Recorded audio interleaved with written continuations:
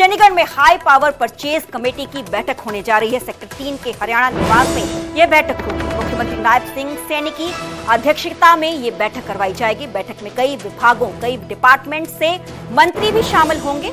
शहरी स्थानीय निकाय मंत्री विपुल गोयल, कृषि मंत्री श्याम सिंह राणा, पीडब्ल्यूडी मंत्री रणबीर गंगवा समेत अन्य मंत्री बैठक में शामिल हुए हैं। कई विभागों की खरीद को भी मंजूरी इस दौरान दी जाएगी। मेरे साथ मेरे सहयोगी अंकित धुदानी फोन लाइन में जुड़े हुए हैं। अंकित, ये बैठक लगातार चल रही है, क्या कुछ एजेंडा इस बैठक का, मीटिंग का?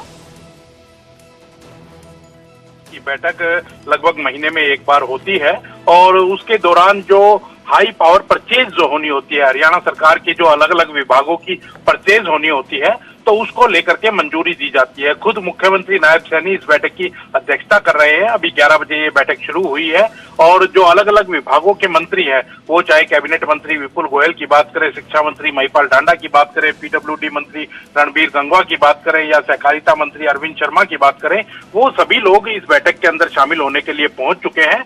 और जिस मंत्री का जो जो विभाग की खरीद होती है उसका एजेंडा होता है, तो वो उसमें पार्टिसिपेट करते हैं और जो बिडर्स आते हैं उनसे कहीं ना कहीं मोल भाव करने का काम किया जाता है और हरियाणा सरकार कम से कम पैसे के अंदर अच्छी से अच्छी चीज खरीद सके। तो इसलिए ये हाई पावर परचेज कमेटी की बैठक होती है और लंबी ये बैठक चलती है। 11 बजे ये बैठक शुरू हुई है।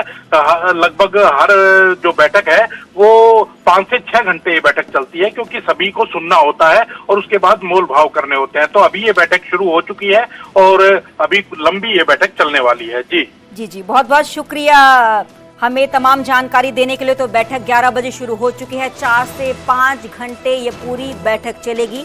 सीएम नायब सिंह सैनी की अगुवाई में ही ये बैठक हो रही है।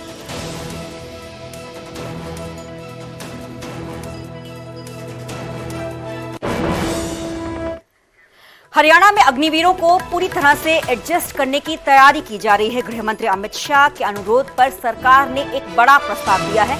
अग्निवीरों को नौकरी में 20% आरक्षण देने का प्रस्ताव दिया गया। हरियाणा सरकार इस पूरे मामले में एक ड्राफ्ट तैयार कर रही है। किन किन विभागों में, किन किन डिपार्टमेंट्स में अग्निवीरों को एडजस्ट किया जाएगा, इसको लेकर तैयारी की जा रही है। बाकी बचे अग्निवीरों को किस तरह से नौकरी दी जाएगी। हरियाणा पुलिस में अग्निवीरों को 20% आरक्षण रिजर्वेशन देने का ऐलान किया गया है। फॉरेस्ट गार्ड, जेल वार्डन, खनन गार्ड में 10% आरक्षण का फैसला लिया गया है हरियाणा गवर्नमेंट की तरफ से। हरियाणा से अब तक 5130 अग्निवीर भर्ती हो चुके हैं सेना में। अग्निवीरों को नौकरी में आरक्षण पर बैठक के बाद सीएम नायब सिंह सैनी की तरफ से जानकारी दी जाएगी। मेरे साथ मेरे सहयोगी अंकित धुदानी फोन लाइन पे जुड़े हैं। अंकित, इस प्रस्ताव को लेकर आपके पास क्या कुछ जानकारी, क्योंकि अग्निवीर जो रिटायर होके आएंगे, रिटायरमेंट के बाद उनको एडजस्ट करने का पूरा प्रोसेस बनाया जा रहा है? बिल्कुल, इसमें कोई दो राय नहीं है कि अग्निवीरों को लेकर के जब ये नई स्कीम शुरू की थी भारत सरकार ने, तो कहीं ना कहीं सवाल उठे थे और वो विपक्ष ने सवाल उठाए थे कि 4 साल के लिए अग्निवीर भर्ती किए जा रहे हैं, तो उसके बाद उनका भविष्य क्या रहेगा।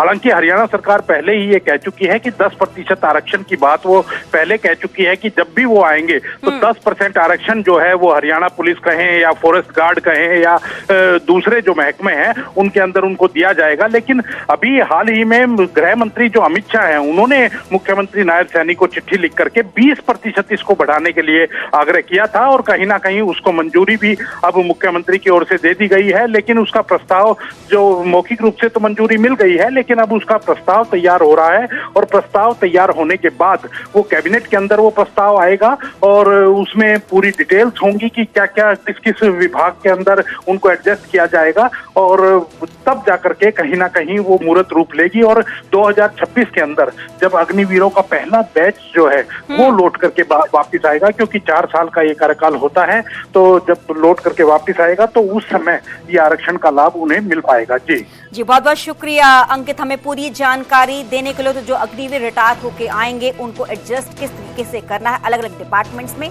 उसको लेकर पूरी रणनीति जो है हरियाणा गवर्नमेंट की तरफ से बनाई जा रही है।